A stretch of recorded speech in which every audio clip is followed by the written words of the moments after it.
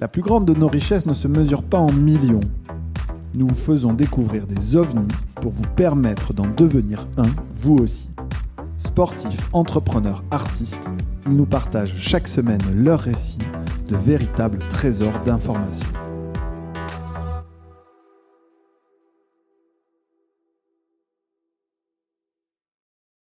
Salut Jérémy, tu vas bien ? Salut Arnaud, très bien, ça fait longtemps. Ouais, écoute, ça fait très longtemps et je suis ravi d'être arrivé à prendre le temps avec toi. C'était pas gagné, mais on a tous les deux fait les efforts nécessaires pour se croiser. Je vais te donner déjà pour lancer cet épisode la casquette de Génération Do It Yourself que tu as perdue. Merci. Ou qu'on t'a volé, parce qu'elles sont très prisées en fait. Et la casquette d'OVNI. Merci. Parce que pour moi, effectivement, tu représentes tout à fait la génération Do It Yourself et on va en parler, mais tu es aussi un ovni dans le monde du financement. Et on avait pas mal discuté tous les deux il y a quelques années. On avait tous les deux envie, après une première page d'entrepreneur, d'investir. On a pas mal discuté de nos thèses d'investissement, notre vision du métier. Et je suis très heureux de te retrouver désormais que ton fonds est live, que vous avez déjà fait des deals, que tu peux me parler de la thèse et de tout ce que vous faites avec ton associé d'Antoine. Antoine Lecomte. Exactement, ton associé de Cheers, historiquement, c'est ça ? Fondateur de Cheers. Voilà, oui. qui était votre concurrent chez La Lab, c'est ça ? Gros concurrent, oui. Ouais. On va en reparler. Donc si ça te va, ce que je te propose, c'est on va renvoyer plutôt les auditeurs, internautes, enfin les gens qui nous regardent et qui nous écoutent vers le podcast de Mathieu Stéphanie de Génération Do It Yourself, je crois que c'est dans les épisodes 130, qui parle de ton parcours au niveau de la Lab. On va en parler un peu et nous on va se concentrer essentiellement sur ce chapitre de ta vie qui s'ouvre d'investisseur. Ça te va ? Ça marche, parfait. Cool. Allons-y. Sur la formule classique, comment tu te présentes, comment tu te définis aujourd'hui ? Donc Jérémy Charrois, 40 ans, papa, entrepreneur, investisseur, c'est quoi les présentations ? J'ai 40 ans, effectivement. Je suis né dans l'est de la France, un petit village près de Nancy. Je suis papa, j'ai une petite fille qui a 1 an et demi, qui s'appelle Chloé. Et j'ai eu une carrière, j'ai fait une école de commerce, j'ai travaillé en finance, en audit et en transaction services dans un Big Four. Et après, j'ai monté la Lab, une application d'impression de photos. On a eu beaucoup de concurrents. Pour moi, j'appelle ça le MBA La Lab. Ça a été un énorme apprentissage, un marché B2C très compliqué, des coûts d'acquisition, la conversion de l'app, l'envoi des commandes, le support client. Enfin, en fait, c'était assez dur quand même. On avait beaucoup de concurrents et finalement. Tu peux redonner les années, c'est 2012 à 2018 à peu près, ton chapitre La Lab, c'est ça ? Ouais, 2010, je démissionne de mon travail en Big Four sans vraiment de projet derrière, mais je sais que je voulais créer une boîte. Je bosse pendant 1 an et demi avec mon ami d'enfance, Julien Falto, et on essaie de lancer des choses, ça marche pas. Et finalement, à la fin, on lance la Lab en 2012. Ça fonctionne, 5 000 € de chiffre d'affaires première année, 300 000, ainsi de suite, 1,7 million, etc. Au moment où tu vends, ça représente quoi comme chiffre d'affaires et comme nombre d'utilisateurs, nombre de photos imprimées pour avoir le contexte ? Je suis parti en 2018 et je dis souvent que c'est plus de 10 millions de downloads. À la fin, on faisait plus de 12 millions de chiffre d'affaires. On faisait ça dépend si on retraite ou pas, entre 4 et 5 millions d'EBITDA. Donc, boîte très rentable, très lean, peu de staff. C'est Clairefontaine qui vous rachète ? C'est Clairefontaine qui nous rachète via PhotoWeb. C'était une belle aventure. On a beaucoup appris. On avait une toute petite équipe. On a beaucoup automatisé. Et en fait, on imprimait des sourires. Enfin, c'était plutôt un job sympa parce qu'on imprimait des moments de vie. On avait fait le pari que les gens allaient prendre des photos avec des iPhones. On avait vu qu'il n'y avait pas d'app pour les imprimer. Au moment où on le voit, on le lance. Finalement, on a, 50 concurrents, dont 20 en France. Beaucoup de coûts d'acquisition. Enfin, il fallait faire de l'acquisition, il fallait travailler avec Facebook, il fallait faire des apps mobiles qui buggaient beaucoup. Au début, il y a des problèmes de mémoire avec les photos, ça crachait. Enfin bref, on a beaucoup appris, c'était sympa. Et on l'a revendu, on a été attaqué par Polaroid. Enfin, je vais pas refaire l'histoire. Non, bien sûr, on renvoiera tout le monde, on va donner le lien vers l'épisode de Mathieu. C'était une superbe aventure. Qu'est-ce que ça t'a amené, ton background très financier ? Ça t'a amené une maîtrise des chiffres, tu parlais des coûts d'acquisition, ça se joue des fois au centime près, la rentabilité de certaines campagnes, etc. Et tu penses que cette fonction financière, elle doit être au centre de l'entreprise et c'est celle qui permet aussi de bâtir des gros succès quand elle est bien maîtrisée ? Ça dépend ce qu'on fait, ça dépend sur quoi on travaille, mais la Lab, c'est du e-commerce en fait. Donc, le nerf de la guerre, c'est un métier d'épicier. C'est-à-dire qu'on avait des paniers moyens très faibles. Aujourd'hui, lancer un LALAB, je pense que ça fonctionne pas parce que les coûts d'acquisition sont trop élevés. On a un panier moyen qui est trop faible. Mais à l'époque, on va dire avec un panier moyen 25 €, il faut rembourser son client le plus rapidement possible. Donc effectivement, c'est beaucoup d'Excel, c'est beaucoup de chiffres. C'est combien je paye mon client, combien de temps je le rembourse, qu'est-ce que je peux me permettre, comment j'augmente mon panier moyen. Mais ce qui est bien, c'est que c'est une mélange. C'est pas que du chiffre, c'est aussi du branding, c'est du marketing, c'est de la communication, c'est des campagnes télé, des campagnes métro. Par exemple, travailler sur une campagne métro avec notre designer en une après-midi et sortir une campagne avec un design sympa en se creusant la tête, c'est intéressant. En fait, il y avait une diversité de sujets qui était assez intéressante. Et oui, c'est beaucoup de chiffres. En fait, le e-commerce, c'est beaucoup de chiffres. Malheureusement, heureusement, c'est comme ça. Donc, il fallait vraiment tout optimiser partout pour pouvoir survivre par rapport à la concurrence. En parallèle de l'Alalab, et on n'avait pas beaucoup levé. Donc en fait, c'est un métier où, comme on n'avait pas beaucoup levé, on devait être rentable. On a levé que 400 000 € sur l'aventure avec des BA. Ouais, et c'était une autre époque. C'est-à-dire qu'en 2012, c'était beaucoup plus difficile de lever 400 000 € qu'en 2019 ou 2020. Je donne souvent l'exemple de Litchi qui a levé 1 million en 2010, je crois. Elle a fait la une de tous les journaux. Enfin, à l'époque, une levée d'1 million, c'était incroyable. Nous, on avait levé 400 000 sur une valo à 1,6 million pré-monnaie, comme on dit aujourd'hui. Parce qu'on parle qu'en pré-monnaie, on ne parle plus en poste. Et on faisait déjà quasi 300 ou plus de 300 000 € de chiffre d'affaires. Donc en fait, oui, les valos ont beaucoup changé. Et comme on n'avait pas levé beaucoup, on faisait attention et on était rentable. En parallèle de l'Alalab, tu deviens business angel. De mémoire, 2016, tu commences à faire tes premiers invests, Belle Ordinaire, Pandalab, SoShape. Enfin, tu commences à faire pas mal de deals comme ça. Est-ce que c'est une volonté de renvoyer l'ascenseur à un écosystème? T'as des potes entrepreneurs qui te contactent parce que tu commences à être visible. D'où ça devient cette envie? Parce que à l'époque, être business angel, 2015, 2016, 2017, il y en a, mais il y en a peut-être pas autant qu'aujourd'hui. C'est pas structuré comme on le voit en 2024. Je pense que c'est le côté curieux. J'ai toujours aimé une diversité de sujets. J'aime bien aussi donner. Donc j'ai aussi investi dans des business qui étaient similaires aux miens. Par exemple, j'ai investi dans Feed. Anthony, on était les premiers investisseurs d'Anthony dans Feed. Et ils vendaient pas des photos, mais c'était la même chose. C'était du coût d'acquisition, l'optimisation de conversion, de sites, etc. Et en fait, les entrepreneurs sont venus vers moi et en même temps, on a créé un petit groupe qui s'appelait Sensei avec d'autres entrepreneurs. Il y avait Eric Larchefeld dedans, François Blum. Enfin, on a un petit groupe, on était une vingtaine. Et du coup, on se voyait ensemble, on voyait les dossiers ensemble, on investissait ensemble. Et en même temps, j'ai investi de mon côté. Et je trouvais ça sympa en fait. C'était de fédérer, t'avais déjà ça en toi finalement, cet ADN de fédérer. De mémoire, c'est toi qui décortiquais quand même le plus les deals avec François probablement, et une autre partie des investisseurs de Sensei étaient quand même plus suiveurs, c'est ça? Ça dépend. Enfin, il y a des participations. On était souvent deux à suivre une participation. Tout le monde amenait des deals. Enfin, ça dépend. Mais c'est vrai que on était 3-4 à fédérer le groupe. Et donc on a fait quelques deals comme ça. En fait, c'est plus sympa d'investir à plusieurs. Et après, moi je trouvais ça sympa en tout cas de passer du temps avec les entrepreneurs, les aider, partager les problématiques. Je trouve ça bien dans son patrimoine d'avoir une allocation startup en fait, parce que c'est un investissement qui est vraiment actif. C'est-à-dire que c'est pas comme acheter une action en bourse et on oublie, on regarde pas. Là, c'est vraiment, on a des contacts avec l'entrepreneur. J'ai pris beaucoup de board. Je trouvais que c'est vraiment intéressant de donner son point de vue au board, d'aider l'entrepreneur. Enfin, ça, on l'a fait. Là-dessus, tu réalises quelques très beaux investissements. J'imagine que sur Feed, ça se compte, c'est un x10, x15 ou peut-être même plus. Cette poche-là, tu l'as réinvestie. T'en fais quoi? Tu l'as réinvestie dans des fonds. Et à quel moment, finalement, après ton exit en 2018, tu te dis, ça va devenir mon activité à temps plein et j'ai envie de structurer ça parce que de mémoire, nous, nos discussions, c'est 2021.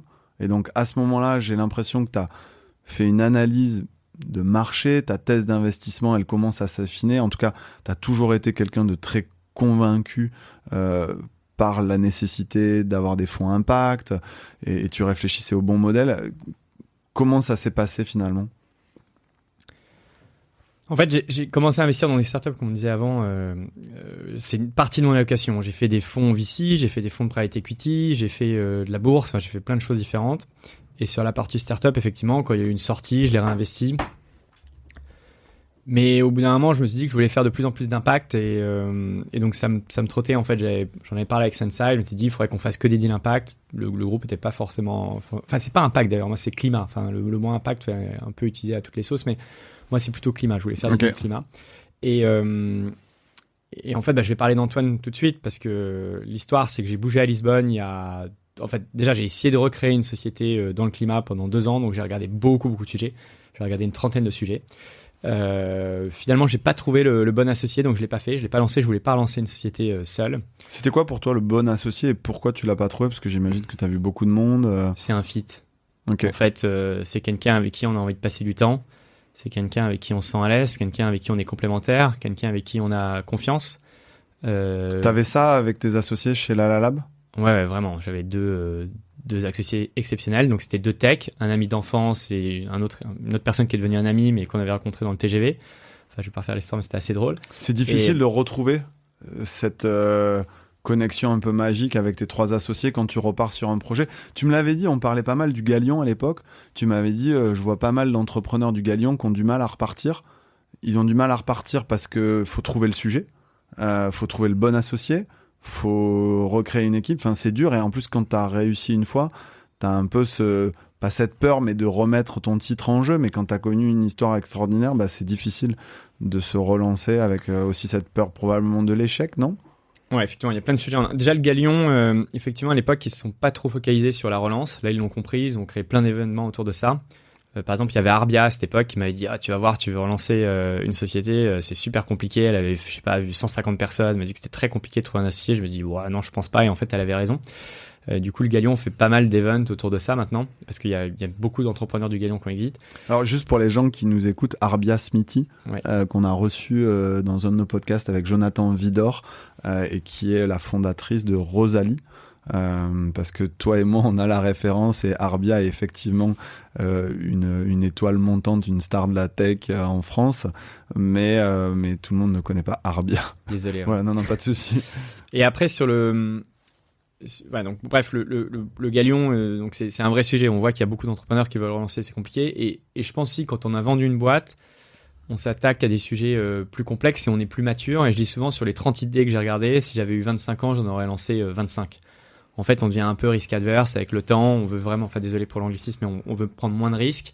Et on est beaucoup plus exigeant sur son idée. Comme on sait qu'on va repasser, enfin on sait ce que c'est qu'entreprendre, on sait que c'est très difficile. Ce que j'avais essayé de transmettre justement sur le podcast Génération Jet Yourself. Il y a une espèce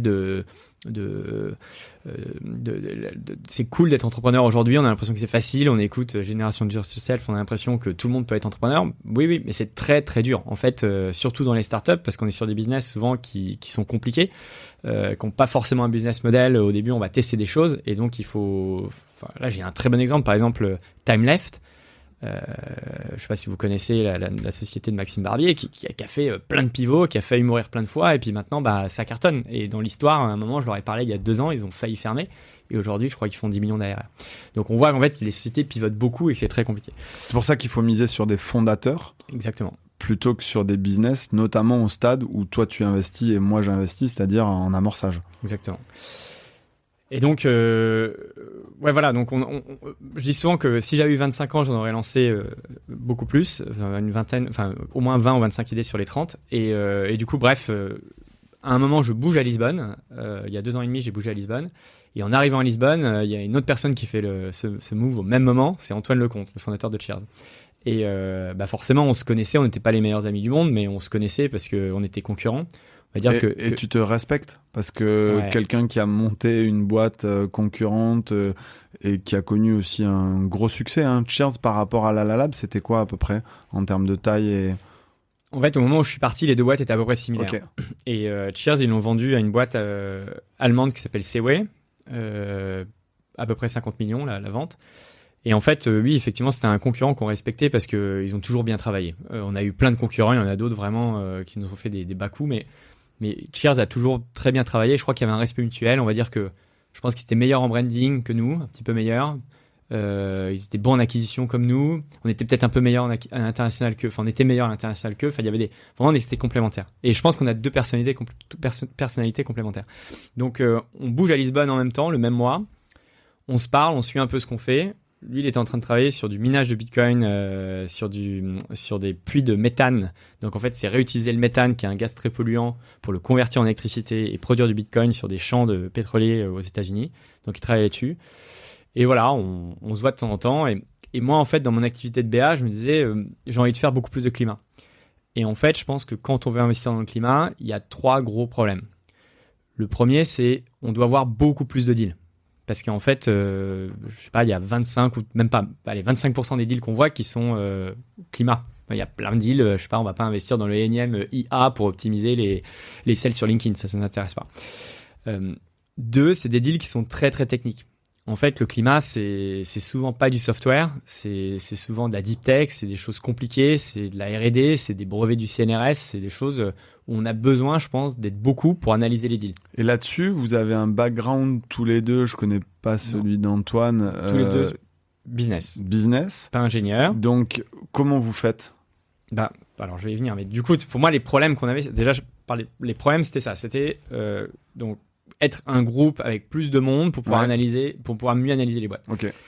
Et 3, on pense que l'autre problème en climat, c'est qu'il faut faire beaucoup de deals. Parce qu'en fait, le taux d'échec est beaucoup plus élevé. C'est-à-dire qu'un investisseur qui investissait dans LaLaLab à l'époque, j'ai envie d'imprimer des photos. Les jeunes, ils impriment des photos. Je comprends ce qu'ils font. Allez, go, on y va. Ouais, la partie digital tech, finalement, est devenue un actif moins risqué aujourd'hui, mais aussi avec peut-être moins de potentiel que des deals impact, où, comme tu dis, c'est plus risqué, mais tu as un potentiel de sortie beaucoup plus élevé. C'est ça. En fait, ouais, c'est ça. Enfin, je pense que dans les deals climat, il y a beaucoup de deals de R&D, des deals avec des choses, on n'est pas sûr que ça marche.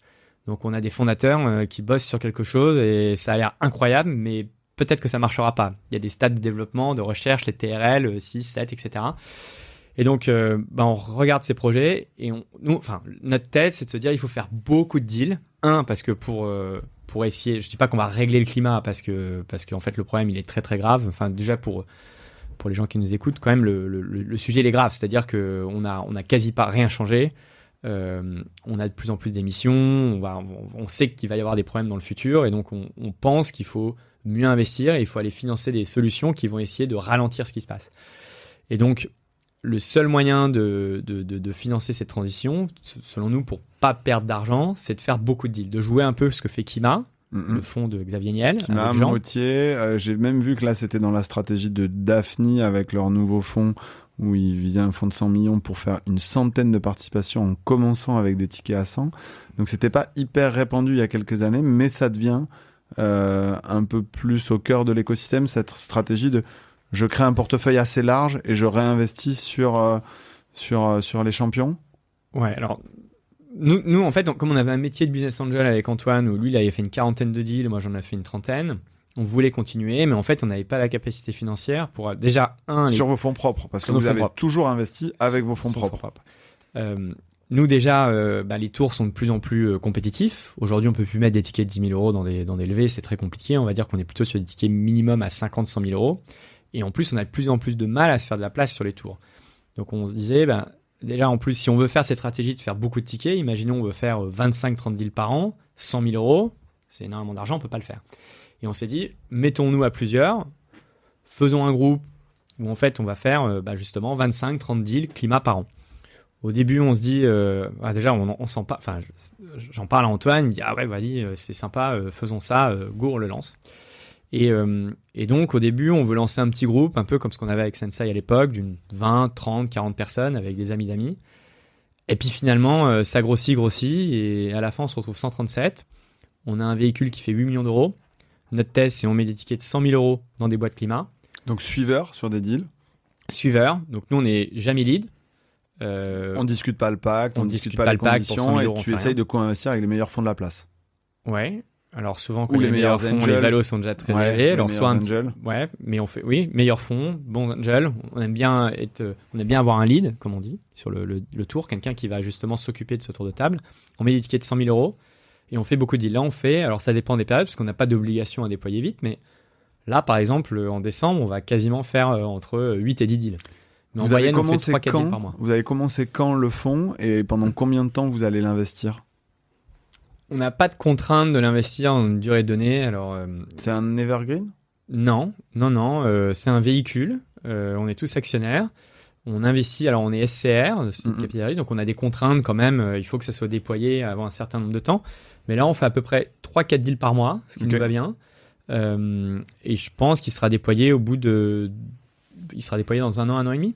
Donc, on verra en fonction des deals qu'on reçoit. En fait, s'il n'y a pas de deal, on n'investit pas. S'il y a des bons deals, on fait. En fait, on a reproduit notre activité de BA de l'époque où on fait que du deal climat. Et en fait, je dis souvent, on a industrialisé notre métier de business angel à l'époque. Avant, on était un peu, pas brouillon, mais c'est-à-dire qu'avant, on recevait un deal par email. Ah tiens, ça a l'air pas mal. Je parle au fondeur si j'ai le temps. Oui, je le fais. Oui, non. Là, aujourd'hui, on a fait une belle plateforme avec Airtable. On a tout fait en no-code. Tous nos membres ont accès à un site. Ils voient notre deal flow. Ils peuvent commenter les deals. On est beaucoup plus processé. C'est-à-dire que on l'a industrialisé. On fait ça beaucoup plus proprement, ce qui nous permet de voir beaucoup de deals. Aujourd'hui, sur la plateforme, je pense qu'on a déjà vu plus de 700 deals. Et encore, c'est que des deals climat qu'on met dessus. Et on a déjà fait 25 investissements. Ce que tu m'avais dit il y a quelques années, c'est quand tu fais une première société comme Lalalab, la deuxième copie que tu vas rendre, que tu vas travailler, tu m'avais dit, j'ai envie qu'elle soit parfaite. T'as cette exigence et cette urgence en fait en toi, j'ai pas envie de dire que c'est de l'obsession, mais moi depuis que je te connais, je trouve que tu vas vite, t'es très incisif, très tu vois, ancré dans tes convictions, etc. Et tu l'expliques, c'est comme ça que vous développez Climate Club, une marque sympa, une belle communauté, vous exécutez bien. Qu'est-ce qui fait pour toi que d'ici 18, 24 mois, tu vas pouvoir avoir fait cette copie parfaite?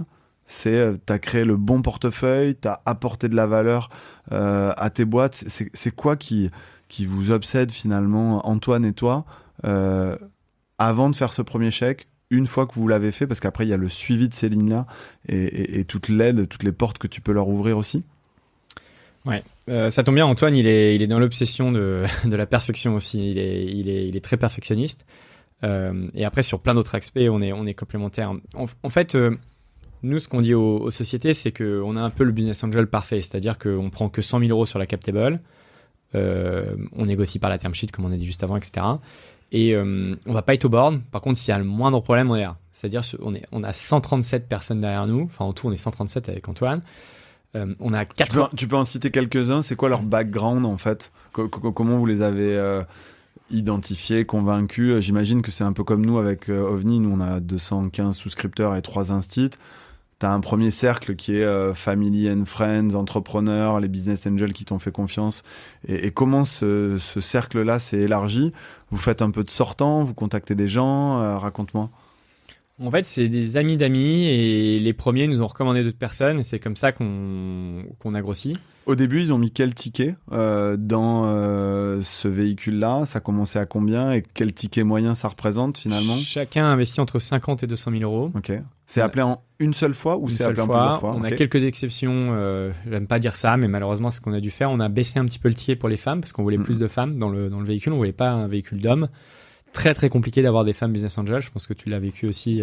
Ouais, alors moi j'ai une stat que je vais partager. Je suis pas sûr de l'avoir déjà partagée. Moi j'ai pas énormément de femmes. Je pense que sur 215 souscripteurs, je dois avoir entre 10 et 15 souscripteurs femmes. Par contre, ce que je trouve très intéressant, et je l'ai partagé à Charlie Perrault, à Tatiana, etc., c'est qu'en fait leur ticket moyen est beaucoup plus élevé que certains hommes. Et quand je vois le rapport, si tu veux, nous, avec l'agrément AMF, on a un questionnaire d'adéquation et on estime finalement le patrimoine des gens et on les fait rentrer dans des cases. Est-ce que l'investissement qu'ils mettent représente entre 0 et 5% de leur patrimoine, entre 5 et 10%, etc. Et en tout cas, nous, la surprise, c'est que le ticket est assez significatif. Voilà. Bah, nous, on a des femmes qui ont mis des gros montants, effectivement. Okay. Après, nous, c'était plus en termes de... Oui, alors en montant, mais on voulait aussi en nombre de personnes. Okay. Et donc là, on se retrouve à peu près à un peu plus de 15% de femmes. Okay. Donc c'est pour ça qu'on a volontairement baissé le ticket, parce qu'on a des femmes très très sympas qui voulaient rentrer, qui n'avaient pas forcément... Et le fait d'appeler tout d'une seule fois, c'est vrai que aussi, tu peux avoir cette contrainte-là où la personne n'a pas forcément des liquidités à l'instant T, mais elle a envie de te soutenir, versus des fonds où tu vas être rappelé sur 3-4 ans et qui te laisse un peu plus de marge de manœuvre, quoi. Après, on a été assez sélectif sur les gens qu'on a fait rentrer. Okay. On a quasi, je dis que des entrepreneurs, 95%. Effectivement, comme tu dis, on connaît pas le patrimoine des gens, mais on l'estime et on a pris que des gens qui avaient quand même une surface financière élevée parce qu'on veut pas que les gens soient stressés par cet investissement. En fait, ça reste du venture, c'est très risqué. Donc en fait, on veut que les gens soient détendus avec cet investissement. Nous, ce qu'on veut, pour répondre à ta question, c'est financer l'innovation. C'est financer. Enfin, je pense que je suis assez surpris parce que quand on envoie nos petites fiches où on dit on va faire cet investissement, on a quand même des entrepreneurs incroyables dans le groupe qui n'ont pas le temps ou qui ont beaucoup d'argent et qui ont mis, je sais pas, 100 000 euros chez nous. Et c'est, pour certaines personnes, 100 000 euros, c'est pas grand chose, parce qu'ils ont un gros patrimoine. Et ils prennent quand même le temps de lire la fiche, de nous envoyer un message, de mettre un petit commentaire. Donc je pense qu'en fait, ils sont passifs, enfin, j'espère en tout cas, mais ils sont passionnés par les deals qu'on envoie. On envoie des deals intéressants, assez innovants, différents, des gens qui vont essayer de changer les choses et qui travaillent sur des nouvelles solutions. Et donc ça fait vraiment plaisir. On a eu beaucoup d'encouragement. On essaye aussi d'avoir des événements physiques. Là, on organise un dîner cette semaine à Paris, un premier dîner Climate Club. On va être une 60aine. La répartition, tiens, d'ailleurs, c'est intéressant parce que pour réunir les gens physiquement, les supporters, souscripteurs du Climate Club, ils sont en région, à Paris, en Europe. C'est quoi la répartition ? J'ai pas de stats, mais je dirais qu'on a 20% en dehors de France à peu près. Le reste en France et Paris région, je sais pas, je dirais moitié-moitié. Le petit regret que j'ai, c'est que c'est un groupe qui est très franco-français. En fait, aujourd'hui, comme les deals sont internationaux, on investit. Alors pour l'instant, on a fait... Pour le fonds 2 ça sera... On verra. Déjà, on va reparler. Je sais pas. On verra ce qu'on fait ensuite. Mais en fait, pour rentrer dans des deals, je sais pas. Alors, on fait peu de deals américains parce qu'on a des contraintes. On fait 25% maximum en dehors d'Europe. Mais pour rentrer, par exemple, dans un deal en Allemagne, c'est bien d'avoir un entrepreneur allemand un peu connu dans le groupe qui fait qu'on arrive à mieux rentrer. Et en plus, il nous aide à sourcer les deals. Donc là, on est un peu trop franco-français, mais on a un super groupe. Je dirais qu'on a... Enfin, le groupe est incroyable. Je suis vraiment très fier des gens qu'on a réunis. Est-ce que c'est pas ton moteur ? Parce que on se connaît depuis longtemps, tu as très bien gagné ta vie avec LalaLab. Ce que tu fais, c'est finalement servir une cause. Enfin, ton why avec Climate Club, il est fort. Et donc, ton moteur, au-delà du TRI, tous les deux, on a challengé notre track record, on s'est changé des fichiers Excel, on regardait nos deals, etc. Finalement, ton moteur, c'est aussi de travailler avec ces 135 personnes-là, d'apprendre d'eux, de leur apprendre des choses et d'avoir de l'impact ensemble. C'est ça ? Ouais, nous, comme c'est un groupe de copains, on voulait déjà un groupe sympa. En fait, c'est pas un fonds de 100 millions. C'est-à-dire qu'il faut bien comprendre que la stratégie, ça s'appelle un spray and pray, ce qu'on fait. C'est-à-dire qu'on fait beaucoup de deals, comme Kima. Et en fait, c'est pas vraiment viable économiquement. C'est-à-dire que un fonds de 100 millions, le modèle économique, c'est il prend 2% de management fees et après il prend un carried. Et en fait, forcément, si la taille du véhicule, si un fonds se lançait et qui faisait 10 millions, 8 millions, il n'y a pas assez de management fees pour payer une équipe. Et du coup, ça devient très compliqué. C'est pour ça qu'en fait, je pense peu de fonds le font parce que ça demande un travail quand même. Il faut voir beaucoup de deals, il faut investir dans beaucoup de boîtes, il faut les suivre. Et derrière, le modèle économique, il n'est pas forcément bon. Mais par contre... Et donc, c'est votre activité à temps plein, mais finalement, ce n'est pas votre source de rémunération principale. En tout cas, ce n'est pas ça qui vous fait vivre, ni Antoine, ni toi. Je ne veux pas dire que ça ne nous fait pas vivre, parce qu'à la fin, on en tirera quelque chose quand même. Mais en fait, Antoine et moi, si on voulait relancer une boîte, sans être prétentieux, je pense qu'on a une bonne idée dans le climat. On va voir n'importe quel fonds. Bien sûr. J'espère, en tout cas, on lève 5 millions sur entrepreneurs, les deals sont très compétitifs, tu en parles. Exactement. Ils reçoivent 5 term sheets dès lors qu'ils changent sur LinkedIn l'intitulé de leur poste. Ouais, j'ai vu des deals, là, en un week-end, c'était closé. On n'a pas pu rentrer sur des valos à 20 millions. C'est incroyable. Mais vous investissez, vous, d'ailleurs, sur des valos comme ça, prémonés à 20 millions, des tours de 5, ou tu trouves qu'il n'y a pas de modèle économique, finalement? Non, on fait quand même très attention aux valos. Ok. Là, on dérape un peu dernièrement sur les valos. On fait des deals beaucoup plus chers, mais c'est des deals qui sont beaucoup plus techniques. Donc, en fait, on pense que si ça fonctionne, donc c'est souvent de la R&D, c'est souvent des brevets, c'est souvent des doctorants, des PhD qui ont travaillé pendant 10 ans sur un sujet. Et on pense que si jamais ils craquent, enfin, en fait, si jamais ça fonctionne, la valo, derrière, ça vaut le coup de rentrer cher. Par contre, effectivement, sur un sujet SaaS, software, parce que c'est des repeat entrepreneurs qui lèvent sur une valo à 20 millions, ça nous fait peur. Souvent, on évite. En fait, on a la tête sur les épaules. C'est-à-dire qu'Antoine et moi, on a vendu des boîtes dans le e-commerce où les valorisations, c'est quand même des multiples d'EBITDA. Il faut quand même être conscient qu'en France, des ventes à plus de 100 millions d'euros, il n'y en a pas beaucoup. Je suis quand même assez pessimiste sur le marché du VC quand même, parce que on a une explosion des valos, on a des fonds qui sont de plus en plus gros, on a peu de sorties.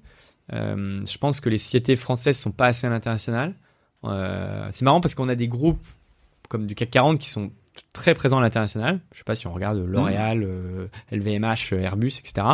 Et en startup, c'est quand même très rare d'avoir des startups qui sont très présentes à l'international. Et le seul moyen de faire une bonne sortie, je pense, c'est mon avis personnel, mais par exemple, si on veut sortir sur le Nasdaq, comme ce qu'a fait Jean-Baptiste Rudel, Criteo, si on vend qu'en France, c'est compliqué. Et donc, aujourd'hui, il y a beaucoup de sociétés startups qui lèvent en France sur des valorisations américaines, alors qu'on n'a pas du tout le même marché. Et sur des projets franco-français, et des fois sur des équipes qui sont pas forcément taillées par leur background, leur expertise, etc., pour aller à l'international. Nous, c'est notre critère numéro 1. C'est-à-dire que vu que Augustin, mon associé que tu connais, est franco-américain, on fait une partie de nos due deals et de nos échanges avec l'équipe en anglais.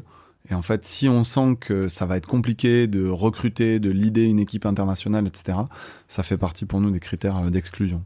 Chez la Lab, on vendait 80% international. Déjà, tout était en anglais, tous nos documents de travail, toute l'équipe parlait en anglais. On faisait exprès parce qu'on avait recruté des non-francophones pour justement forcer l'équipe à parler. Je pense que c'est la première étape qu'on a une société, c'est de tout passer en anglais, avoir des étrangers dans l'équipe pour avoir vraiment cette culture. Nous même nos mémos d'investissement sont en anglais. Nous aussi, donc, nous aussi. Ok. Et par exemple, moi, pour la petite histoire, je suis parti à Lisbonne. Peut-être que c'est une question que tu voulais poser, mais pour une question en fait, je voulais faire un autre cycle de vie. Enfin, j'ai vécu 10 ans à Paris, j'ai adoré Paris. Et je voulais faire une expatriation. Donc, j'ai dit souvent, il y a 10 ans, je serais parti à Hong Kong ou à New York. Je trouve que ça trop loin. Enfin, je suis un amoureux de l'Europe. Je trouve que l'Europe est magnifique et j'ai envie de rester proche de l'Europe. Et donc, j'ai regardé des villes internationales. Donc, il y avait Londres, il y avait Barcelone, Lisbonne, Berlin. Éventuellement Milan, et on s'est dit que on voulait vraiment une culture, avoir des amis allemands, anglais, italiens, etc. Donc en fait on peut le trouver à Paris, mais comme à Paris on a ce copain français, on a tendance à rester. Voilà. Donc c'est pour ça qu'on a ce cycle à Lisbonne, et donc on essaye justement de tout le club de parler anglais. Et donc tout se fait à distance finalement, c'est-à-dire que vous faites les deals essentiellement en visio. Vous pouvez pas vous déplacer quand vous faites plein de deals comme ça pour aller dans les bureaux des fondateurs, etc. Là-dessus, vous mettez un peu de texte, c'est-à-dire les comptes rendus des meetings Zoom, retranscription automatique. C'est comme ça que vous générez vos notes d'invest en partie. C'est comme ça que vous arrivez à processer tout ça avec Antoine ? Non, alors on n'enregistre pas les meetings. C'est vrai qu'il y en a beaucoup qui le font, mais je suis pas très fan de ça. Par contre, on utilise beaucoup de no-code. On a toute notre plateforme avec Airtable, etc. On gagne beaucoup de temps avec ça. Pourquoi t'es pas fan de ça sur la partie meeting, enregistrement ? Parce que je prends mes notes en même temps, okay. Je suis habitué, un peu vieille école, mais mes notes, en fait, elles sont publiques avec Antoine, on se les partage, ça va assez vite. Et derrière, on a aussi des outils d'IA qu'on utilise pour la gestion des mails, du calendrier, enfin, il y a plein de choses, en fait. Comme quoi, tu peux les partager, parce que le but de ce podcast OVNI, c'est aussi de donner des bonnes pratiques. Tu utilises quoi comme outil ? Alors, le dernier en email, c'est, il faut que je le retrouve parce qu'il est directement intégré à mon Gmail, mais c'est Flixer. Je pense qu'il me classe tous mes emails et qui prépare ma réponse de l'email. En fait, il apprend de mes mails. C'est incroyable. Vraiment, c'est incroyable ce outil. Et en fait, mon brouillon est déjà préparé avec la réponse, mais c'est comme si je l'avais écrite moi parce qu'il apprend de mes précédentes réponses. Donc ça, c'est incroyable. Tu reçois combien d'emails par jour ? Je me souviens qu'il y a 3-4 ans, c'était assez incroyable. Centaines, mais t'es quelqu'un de très discipliné là-dessus ? Non, j'arrive pas à avoir l'inbox zéro, donc je vais me faire disputer par Jean. Jean mais moi, Augustin y arrive, moi j'y arrive pas, mais écoute, après chacun son style. Non, en fait, ça dépend. Sur la Lab, j'y arrivais parce que c'était souvent des décisions. En fait, ça dépend du type de mail qu'on reçoit. Quand on reçoit des mails d'investissement, souvent on peut pas prendre la décision en 1 minute, donc il reste dans la boîte. Alors maintenant, ce qu'on fait, c'est que mon mail est archivé et il part sur ma plateforme. Mais après, j'ai des mails que je peux pas traiter vite. Mais souvent, un mail, enfin, j'utilise justement cette technique. Dès qu'il y a un mail, je peux y répondre tout de suite, j'y réponds. Mais je suis en inbox zéro, mais pas tout le temps. Moi, j'ai des tags importants, urgents. Donc ça, il faut que je traite vraiment vite. Deal flow, c'est ma deuxième catégorie. Et là, je fais hyper attention à ça. Ensuite, j'ai à traiter dans le mois. Et là, si vous tombez dans cette catégorie, c'est un peu compliqué. Et ensuite, j'ai tout le reste. Et là, effectivement, je peux répondre vite. Ou après, je peux laisser passer parce qu'on reçoit beaucoup de messages.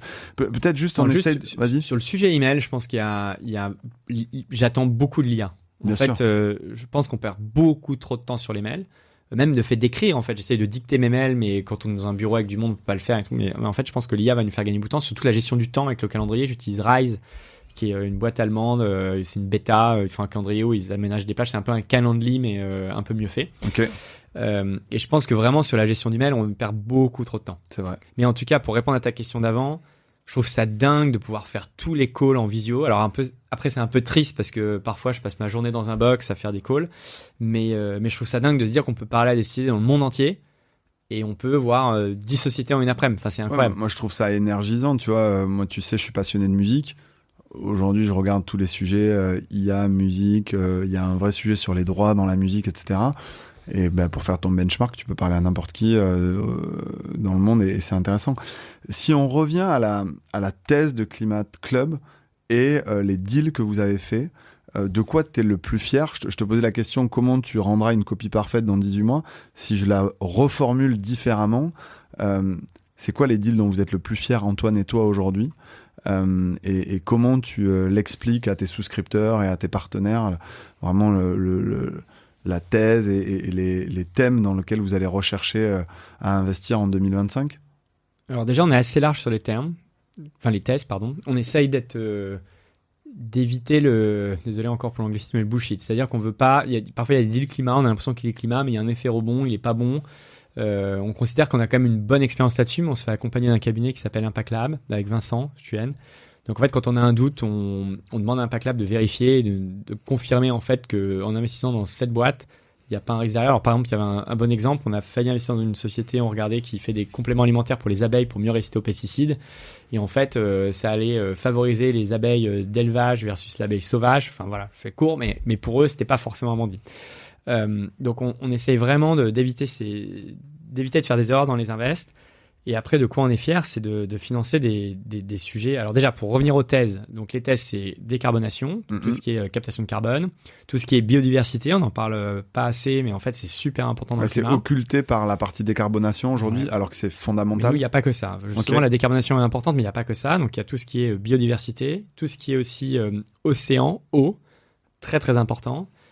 Donc océan, ça va être quoi? Ça va être la fonte des glaces, lutter contre la réduction de la banquise arctique, ça va être le plastique. Exactement. La désalinisation. Ouais, t'as des exemples précis de deals que vous avez fait sur ces sujets-là? Ouais, je vais t'en parler. Je vais t'en parler juste après. Et après, le dernier, c'est résilience. C'est tout ce qui est monde d'après. C'est-à-dire, on va vivre dans un monde où il va faire plus chaud, il y aura plus de feux de forêt, il y aura peut-être plus de tempêtes. Ça aussi, on en parle peu, mais c'est super important. Il y a plein de deals autour de ça. Enfin, il y en aura de plus en plus. On n'en voit pas encore beaucoup, mais il y en aura de plus en plus. Et après, de quoi on est fier, c'est de financer des boîtes qui travaillent sur des sujets incroyables. Donc, par exemple, on a financé Byong Aero. C'est un avion hydrogène. La fondatrice s'appelle Eloa. Eloa, ouais. Eloa. Incroyable. C'était qui fait Y Combinator. Ils ont levé quoi, 30 ou 50 millions déjà? Non, la Valo est passée à 80 millions, ils n'ont pas levé autant. Nous, on est rentré dans le tour d'avant. Alors, certains pourraient dire pourquoi un fonds climat investit dans l'aviation? C'est un vrai sujet, par exemple. Nous, on pense que le carnet de commandes d'Airbus Boeing, il est plein à craquer, que le trafic aérien va doubler dans les 20 prochaines années, je crois. Et qu'en fait, on doit essayer d'avoir une aviation électrique. Même si pour l'instant, c'est quasi impossible. Donc c'est un sujet, franchement, Byong Aero, le sujet il est compliqué. La thèse, c'est qu'ils vont au départ travailler sur des jets privés pour faire des trajets de moins de 1000 miles en Europe, et après ils veulent faire des avions régionaux. Et comment tu sélectionnes un Beyond Aero versus un Ascendance Flight ou versus d'autres projets? Comment tu fais ta due deal et comment tu au-delà de la fondatrice, moi je pense que j'ai d'autres amis Angel qui ont investi aussi, et je pense qu'elle est incroyable. Je voyais le séjour qu'elle a passé avec Richard Branson, etc. Enfin, je pense qu'elle a tout, quoi. Entrepreneur, très international, gros mindset, gros sujet. Enfin, elle a tout pour réussir. On le voit sur ses reporting. On a le reporting tous les mois. Le reporting est clair. Tu l'as constaté comme moi que les entrepreneurs qui reportent le mieux sont ceux qui... Ouais. On a un vrai problème. D'ailleurs, on a des participations qui ne reportent pas. Donc là, on leur dit, en fait, moi j'adore, peut-être pas tous les mois, mais au moins tous les trimestres, j'adore avoir un reporting. Moi, j'avais ça avec mes investisseurs tous les mois. Je donne souvent l'exemple, c'est très simple, c'est good, bad, ugly, donc bien, pas bien, gros problème. En enfin, vraiment être très concis, ça doit prendre maximum 1 heure à l'entrepreneur et des chiffres. Quel moyen de pression t'as? Parce que des gens qui détiennent 10, 15, 20% de la cap table, ils peuvent vraiment forcer cette partie reporting. Ils peuvent menacer de pas refinancer la boîte au tour d'après. Finalement, toi, si un entrepreneur ne veut pas reporter, tu fais comment? Non, on ne peut pas le forcer. Après, c'est dans l'intérêt de l'entrepreneur. Nous, on est à l'aise avec ça, on va avoir beaucoup de casse. Moi, j'ai pas vendu de Terry à nos membres, en fait. Même pas un multiple, rien, c'est juste la thèse, team, le track record, c'est comme ça que vous avez fait la levée de 8 millions? Non, nous, ce qu'on a fait, c'est qu'on a parlé à énormément de BA. On a parlé à des super BA. Pour moi, un super BA, c'est quelqu'un qui a fait plus de 50 deals. Et j'ai remarqué qu'il y avait une corrélation entre le nombre de deals et la perf. C'est-à-dire que si on fait 3-4 deals et qu'on investit dans back market en pré-seed, c'est sûr qu'on peut faire un multiple de dingue. Thierry Petit, on te salue. Je pense que c'est l'exemple. On a un membre aussi. Et Thierry qui est très impact finalement avec sa holding qui est membre chez familiale et qui est membre chez vous, ok. On a Sébastien Léopold qui est membre chez nous, je crois qu'il a émis chez back market au départ. Donc, par exemple, Marc Laurent sur son fonds. Anciennement Kerala, qui travaillait avec Antoine Freys et fondateur d'une startup qui s'appelle, j'ai perdu le nom. C'est pas Carbon Fact. Carbon Fact, ok. En fait, sur Kerala, ils ont fait un super multiple grâce à Doctolib, c'est magnifique. Mais ce que je veux dire, c'est que on peut être chanceux en business angel en faisant quelques deals, mais quand on parle à des gros business angels qui ont fait 50, 100 deals, on remarque qu'ils ont toujours des multiples entre 2 et 4x. Et en confirmant avec Jean de Kima, les perfs de Kima sont pas publics, mais il a l'air de dire qu'il y a des très bonnes perfs. Enfin, en tout cas, il nous a donné les perfs. Ouais, de temps en temps, il met sur LinkedIn les vintage et tout. Et on est sur des TRI à 2 chiffres, voire même à 25, 30%. Et donc, en même temps, quand tu bosses pour Xavier Niel, t'as un peu un des meilleurs deals flow de France, non? Ouais, mais ils font beaucoup de deals. Enfin, Jean fait beaucoup de deals et il est souvent profondeur. En fait, c'est un fonds, j'ai l'impression, qui prend souvent parti pour les fondateurs. C'est un fonds qui va rarement négocier les term sheets. Enfin, il faut l'interviewer, il faut lui demander. Mais Kima est au centre et au cœur de cet écosystème, et t'enlèves Kima, t'as pas la même trajectoire de l'écosystème tech en France. Et donc nous, voilà, on n'a pas vendu une perf à nos membres, mais on pense qu'en faisant beaucoup de deals, déjà, on peut pas perdre notre mise, parce que c'est impossible que toutes les boîtes crachent. Par contre, on est à l'aise sur le fait qu'il y aura peut-être plus de la moitié des boîtes qui vont cracher. Il y a peut-être 30% des boîtes qui feront pas de reporting. C'est comme ça, en fait. Et pour répondre à ta question, comment on choisit nos deals? En fait, déjà, c'est le marché, sur quoi ils travaillent, les fondeurs. En fait, avec Antoine, on a créé des boîtes.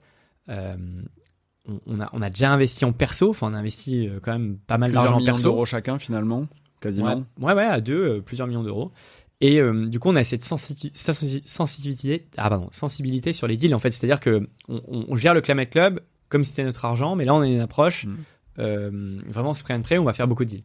Et donc, on sait qu'on peut. J'ai un de nos BA d'ailleurs, Jean-Fabrice Mathieu, qui m'a dit, lui, il a fait plus de 100 deals, qu'aujourd'hui, il faut mieux faire un deal. Enfin, en fait, quand il a un doute sur un deal, il faut le faire. Alors qu'en perso, moi avant, c'était plutôt l'opposé, donc j'avais tendance à faire des deals. Et t'avais cet anti-portfolio dont tu me parlais, où tu me disais, mais en fait, quand je regarde tous les cartons de la tech ces dernières années, je les ai vus passer. Ouais. Et donc, c'est. Ouais, ok. En fait, si j'ai quand même, comme je suis méthodique, j'avais une liste de tous les deals que j'ai vus, et je me suis refait un Excel, c'est-à-dire que si j'avais fait tous les deals climat que j'ai vus, pour lesquels j'ai passé plus d'1 heure à hésiter, j'aurais fait une meilleure perf. C'est assez marrant quand même. Ça veut dire qu'en fait, il faut croire en son instinct, cette sensibilité dont tu parles.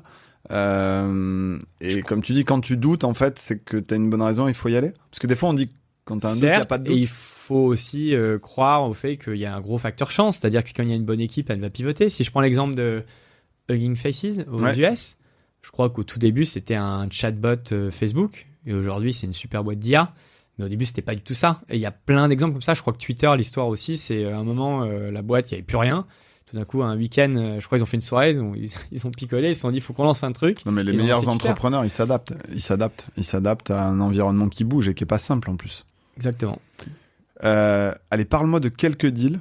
Comme ça, les gens qui nous écoutent vont pouvoir aller googliser ça et regarder un peu ce que vous avez fait. Parce que j'étais sur votre site, le portefeuille n'est pas public, si? Non, volontairement. On a un site qui est très... C'est light, site, hein? Ouais, très très light. Landing page, vous expliquez qu'est-ce que c'est que les changements climatiques, etc. Donc, déjà, on est une toute petite équipe. Vous parlez un peu de votre communauté. On n'a pas eu le temps de faire un super site et on s'est dit qu'on préfère faire des bons deals et qu'on nous connaisse par nos deals plutôt que faire un site avec plein de logos et du marketing. Les deals, on a fait... T'as une approche presque secret fund, quoi. Non, parce que quand on me demande les deals, on les donne. Peut-être qu'on les donnera. Mais... Donc, on a fait Sirona, c'est de la Direct Air Capture, société belge, ancien de Tesla, incroyable. En fait, le but, c'est de capter du CO2 avec de l'énergie solaire. Dans les deals dont on peut parler, je sais pas, enfin, c'est difficile de parler de deals et pas d'autres, donc je vais en citer 5-6, mais... Non, mais ils nous en voudront pas, et puis dans les commentaires, on pourra mettre ceux que tu as pas évoqués et qu'on peut rendre public si tu le souhaites. Là, récemment, on a fait Revolt, c'est des garages pour réparer des voitures électriques. Pareil. C'est un vrai sujet. Vrai sujet. Comment tu fais là-dessus? T'as les fondateurs d'Electra, parce que je sais que l'ex-associé d'Antoine doit forcément être dans votre club. Enfin non, pas forcément. Non, mais il va rentrer, je pense. Il va rentrer, ok. Bon, bah on lui envoie un message. On va rouvrir une petite poche parce que on avait fermé là il y a quelques mois. On va rouvrir une petite poche en début d'année prochaine et normalement il va rentrer. Écoute, je peux pas te lancer la pierre. Moi j'avais dit en juin je close mon fonds et on a joué les prolongations comme tu le sais pour accueillir on a des gens 3 institutionnels. Ouais, il y a des questions de timing. Ok. Et donc Revolt, on a fait par exemple du financement de panneaux solaires en Afrique avec des petites batteries pour pouvoir avoir une lumière et recharger son téléphone. Il faut savoir qu'en Afrique, il y a beaucoup d'électricité qui vient du charbon, etc. Enfin bref, ça c'est un vrai sujet. Okay. On a fait des deals très techniques comme qu'est-ce qu'on a de on a Biomanity par exemple, c'est utiliser la carapace de crevette pour remplacer les absorbants chimiques. Donc pareil, ça c'est ultra complexe, ultra compliqué, mais on aime bien. Là, on est en train de faire un deal dans la prédiction climatique, TELUS, avec de l'IA. D'ailleurs, c'est un membre du club qui l'a lancé. Et attends, il n'y a pas un fonds français qui a l'idée le tour de cette boîte-là c'est pas un... Non, c'est Eclipse. Je pensais à Eclipse, Thierry Van Val. Et donc, TELUS, c'est quoi? Quelle taille de tour à peu près? Et quelle typologie? C'est quoi? C'est des levées entre 1 et 3 millions? Ouais, je crois qu'il lève... On est en train de le closer, mais je crois qu'il lève on sortira entre 500 000 quand vous l'aurez closé et quand ça sera public, l'épisode. Ouais, mais je crois que c'est entre 500 000 et 1 million d'euros. Okay. Donc, ouais, finalement, c'est un petit tour et c'est ce qui te permet aussi d'être... Ça dépend, on a des tours beaucoup plus gros. Okay. Par exemple, là, on a Arc. Arc, c'est de la captation de CO2 à la sortie d'usine. C'est les anciens de Total. Enfin, l'équipe est incroyable. Polytechnicien pour capter justement du CO2 là où il y a une grosse concentration en CO2. Donc, ils vont travailler justement avec toute l'industrie pour capter du CO2. Ça, c'est top. Voilà, c'est le genre de deal qu'on fait. On a de l'optimisation des serveurs. Un deal qu'on a fait avec Thierry Van de Waal d'ailleurs sur Win qui s'appelle Soft. On est rentré dedans aussi. Excellent. On a Melia, c'est un deal qu'on fait avec 50 Partners, c'est des granulés de chauffage, de bois, qui sont faits à partir de déchets. Okay. 50 qui a une verticale impact. Ils ont une verticale santé, une verticale impact, etc. Je suis partenaire d'ailleurs de 50 Impact. Ils ont des différents promotions, mais j'étais un partenaire d'une promotion d'il y a quelques années. On a reçu une des boîtes de 50 Impact qui s'appelle Zillow Energy. On a investi dedans. Et ouais, Chloé, etc. Et moi je suis client, donc tu vois. Ah, je te raconte. T'es content? Ouais, je suis très content. Et tu vois, mercredi, il y a un journaliste qui débarque chez moi pour faire un article, etc. Donc, franchement, je joue le jeu à fond. J'aurais dit, à défaut de pouvoir investir avec mon fonds OVNI, à minima, je deviens client. Trop bien. On investit chez Tilt aussi de l'optimisation de la grille énergétique. C'est-à-dire qu'aujourd'hui, on va avoir de plus en plus de renouvelables.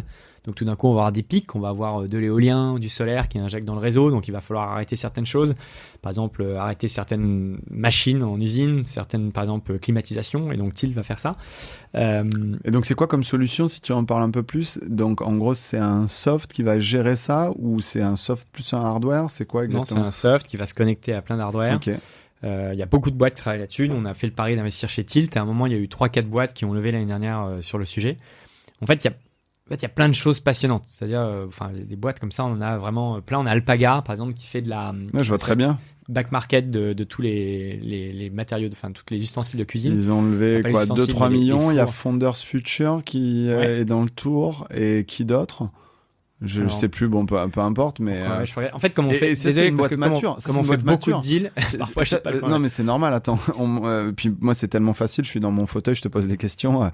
Mais là-dessus, de mémoire, Alpaga, c'est déjà une boîte qui fait quelques centaines de milliers d'euros de chiffre d'affaires. Donc, c'est ça. C'est pas du pur amorçage. Donc, finalement... Il y a Ring, FG Lab. Ouais, génial, excellent. Voilà, là, j'ai AIFI aussi, Camille.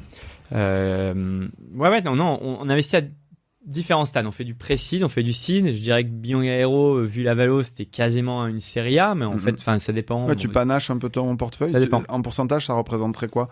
30-35% en pré-seed, 30-35% en amorçage et le reste série A, c'est ça à peu près?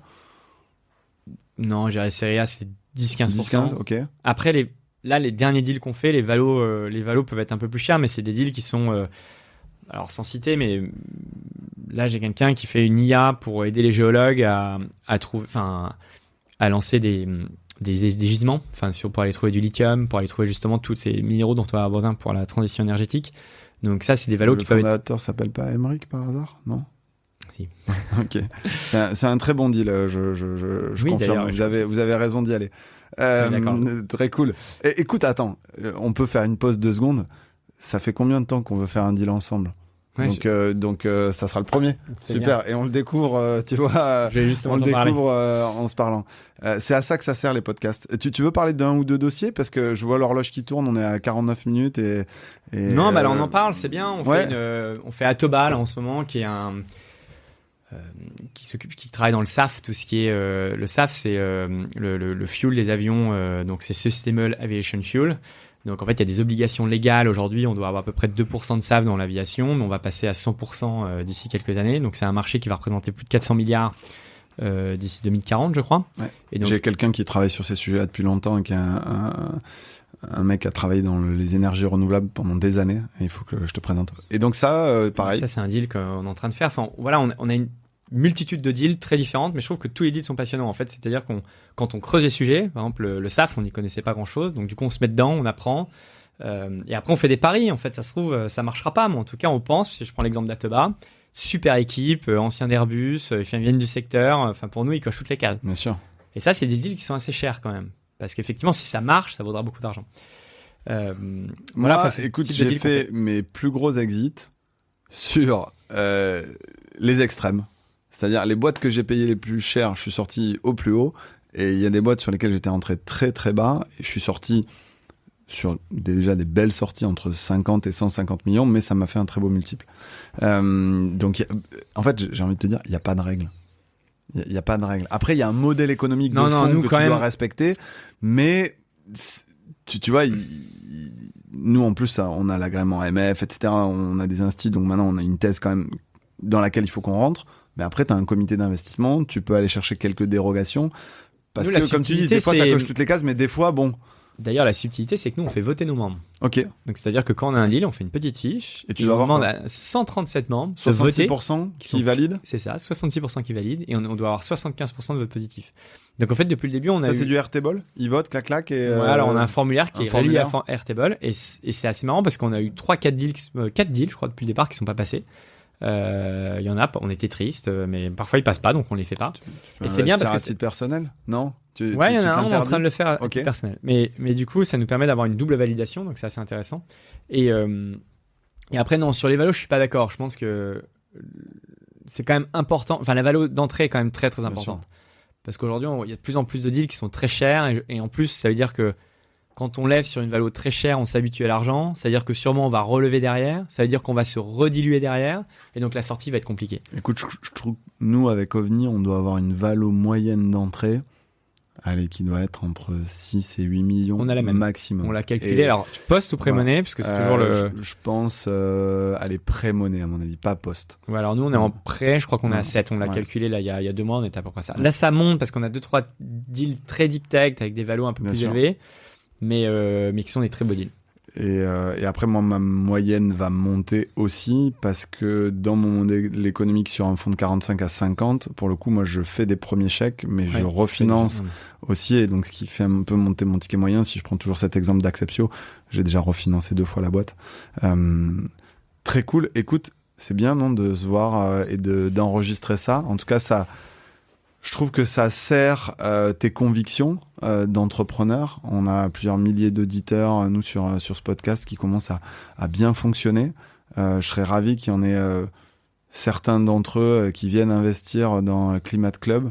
En tout cas, c'est comme un Thierry Van Val. Quand je t'invite, c'est une démarche très sincère de ma part. Tu fais partie des rares personnes avec lesquelles j'ai envisagé de m'associer, j'ai réfléchi, j'ai partagé de manière hyper transparente mon track record d'investisseur, mes succès, mais mes échecs. Et donc, à titre personnel, moi, ce que je voulais te dire, c'est que je suis vraiment ravi de voir des acteurs comme Climate Club émerger en France, en Europe. Je pense qu'on a vraiment besoin d'un renouvellement de l'écosystème du venture et que plus on aura d'entrepreneurs opérateurs de fonds, mieux ça sera pour l'écosystème de boîtes qu'on finance tous les deux. Ah, merci, ça me touche ce que tu dis. Je me rappelle, on avait fait du vélo ensemble, tu te rappelles, près de chez toi. Ouais. Effectivement, on avait failli s'associer à l'époque, mais tu n'étais pas focus 100% climat. Non, tu ouais, te rappelles. en fait, ma crainte, c'était que le marché était trop petit. Le marché sur un fonds franco-français était trop petit. Ma deuxième crainte, c'est, tu vois, les acteurs institutionnels aujourd'hui, ils te demandent dans ton équipe de gestion d'avoir un profil pur investisseur et un profil pur entrepreneur. En tout cas, c'est ce qu'ils aiment bien. Et c'est pour ça aussi que je me suis associé avec Augustin, qui a un profil plus finance et très international. Mais voilà, ça va pas nous empêcher de faire plein de deals ensemble et de faire des belles choses. Donc voilà, moi, ce podcast, on dit toujours que c'est notre cours de récré avec Mathieu, Stéphanie, Augustin et les associés, et qu'on invite les gens qu'on aime bien, qu'on apprécie, qu'on veut mettre en valeur.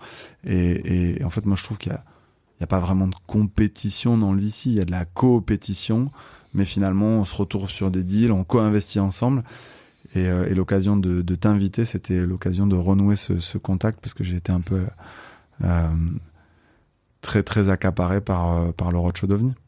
Après, moi, pour te rendre l'appareil, moi j'ai beaucoup de respect pour toi.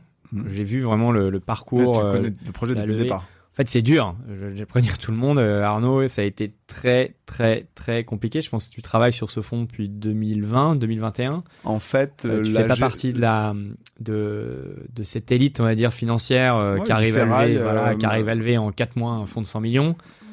Tu y allais vraiment, ça a été difficile. T'es entrepreneur par entrepreneur, 200. Combien t'as d'entrepreneurs? 200. Ouais, on va finir à 215. Ouais. C'est incroyable. Enfin, c'est vraiment beaucoup de travail, parce que j'imagine pour en signer 215, t'as parlé peut-être à 800 entrepreneurs. Ouais, c'est exactement ça. En fait, la genèse, c'est je décide vraiment de me lancer en février 2022.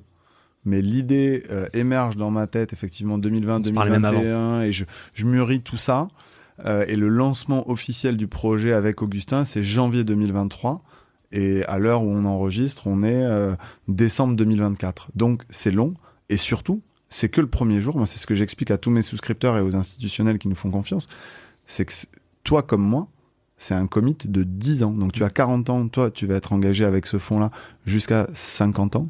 Et moi, j'ai 36 ans. Ben, jusqu'à 46, voire 50 ans, je sais ce que je fais. Et donc... il faut vraiment réfléchir ça, et c'est un engagement dont on peut pas se défaire. Ouais, je suis d'accord. Et en fait, en tout cas, tu es quelqu'un qu'on apprécie. On va faire peut-être un deal ensemble, je suis content. Ouais. En fait, on n'a pas d'ennemis. On veut vraiment investir avec tout le monde. Comme on met ticket de 100 000, on a assez $1 dans la table de capitalisation. C'est-à-dire que c'est pas un très gros ticket. On a des fonds parfois qui veulent pas nous laisser rentrer. En fait, je crois qu'aujourd'hui, il y a tellement peu de bons deals en vrai dans le climat. Bien sûr, c'est dur. Que quand il y en a un, le fonds veut mettre le maximum et il veut pas vraiment partager. Oui, parce que les fonds sont aussi très gros. Nous, on a voulu limiter la taille du fonds à 50 millions minimum, maximum, parce qu'après on pense que la perf décroît. Et effectivement, quand tu as des très gros fonds, sauf que le modèle économique d'un fonds, c'est de lever toujours plus fort pour avoir plus de management fees. Et une fois qu'on a une grosse équipe, on doit relever un fonds pour financer, parce qu'en fait les management fees, ils les prennent, je crois, sur 5 ans. Donc ils doivent relever un fonds pour financer. Donc c'est compliqué. Non, mais il y a une vraie complexité à articuler tout ça. Écoute, 57 minutes, on s'était dit 1 heure. Quel message tu veux faire passer à tous les gens qui nous écoutent, et pour conclure cet épisode, la parole est à toi, 2-3 minutes, vas-y. Écoute, je suis très content d'être ici. Ouais. Je prends rarement la parole. Je suis quelqu'un d'assez discret. Antoine aussi, d'ailleurs. J'ai même demandé à Antoine s'il était OK pour qu'on se fasse un podcast. Merci de le faire. On est des gens très discrets. On aime bien plutôt faire que parler. En fait, je pense que, je sais pas si c'est clair dans cette interview, mais le climat, c'est vraiment important, et il va y avoir plein de choses à faire. Il y a aussi toute une question de souveraineté européenne. C'est-à-dire que aujourd'hui, on veut être dépendant de moins en moins du pétrole. Donc, on va devoir innover, faire plein de choses différemment. Il y a plein d'innovations. Il y a plein de lois qui vont forcer par exemple, sur les panneaux solaires, sur les pompes à chaleur, sur les voitures électriques. Enfin, il y a plein de choses. Enfin, c'est en train de changer très, très vite. Et nous, en fait, on est passionnés par ces projets et par cette innovation. Et le club, en fait, c'est pour ça qu'on l'a appelé club. C'est un groupe de membres où on veut apprendre ensemble. Donc, par exemple, on fait un reporting tous les trimestres, on fait venir un expert. On va essayer de travailler là-dessus. On va avoir quelqu'un qui nous rejoint là en janvier. Mais on veut vraiment qu'il y ait plus d'interaction entre les membres. On voit ça comme... en fait, on se considère vraiment comme on apprend. Donc, on peut faire des erreurs. on connaît pas tous les sujets et on veut vraiment qu'ensemble que tout le monde meilleur. bénéficie de ce que vous vivez au quotidien, et c'est pour ça que le reporting est important, parce que les gens qui te confient de l'argent veulent apprendre, ils veulent investir, ils veulent de la perf, mais ils veulent apprendre, ils veulent soutenir cette thèse, c'est pour ça qu'ils font confiance. Et je veux qu'ils soient fiers des deals. En fait, moi j'adore, faut voir le cliché, mais quand on est à un dîner et qu'on parle d'un deal Climate Club, j'adore ça en fait. Je trouve ça super de se dire, cette boîte elle est incroyable, ils travaillent sur quelque chose complètement fou. On en a eu une d'ailleurs qu'on avait vue, c'est un ancien de chez SpaceX et il fait des tours c'est une boîte d'ailleurs de Marble, de Benjamin, qui est le fondateur de Marble, qui a un studio qui lance des boîtes climat, et donc ils ont des tours et ils aspergent de l'eau de mer pour diminuer la température à 5 km à la ronde. Donc c'est-à-dire on reproduit un peu un climat qu'on a en Bretagne avec une petite brise, et quand on lit le deck, on pourrait dire c'est complètement fou, et pourtant ça marche, et donc on aime bien ce genre de deal. Je suis d'accord avec toi. Moi, ce que je raconte à tout le monde, et pour conclure là-dessus, donc on n'est pas sur le sujet de la décarbonation et de l'impact, mais il y a 18 mois, on a investi dans une société qui s'appelle Resolve Stroke, et qui, avec l'IA, permet de voir ce qui se passe dans le cerveau quand tu as un AVC. Aujourd'hui, c'est un vrai sujet de société.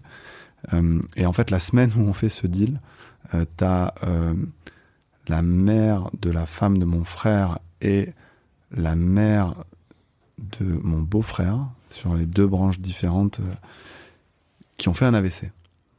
Et en fait, t'as cette fierté-là de te dire, mon boulot, il est utile, et si ça marche, ça va peut-être sauver des millions de personnes. Et donc là, ils sont en prod dans 3-4 hôpitaux, ils vont relever des fonds. Et nous, on a un métier utile. Et je pense que toi et moi, on le fait avec nos tripes, avec beaucoup de passion et d'envie. Et je pense que c'est pour ça qu'il y a beaucoup de respect mutuel et on s'apprécie. Merci, trop content. T'as une casquette OVNI, t'as une casquette Génération Do It Yourself. Merci Arnaud. T'es vraiment au top. À très bientôt. On contacte Jérémy et Antoine. Comment, par mail, par LinkedIn? Ouais, Jérémy@climateclub.cc ou Antoine, pareil, Antoine@climateclub.cc. Allez, trop fort. À bientôt. Merci tout le monde. Continuez à nous écouter, à nous faire part de vos feedbacks. À bientôt.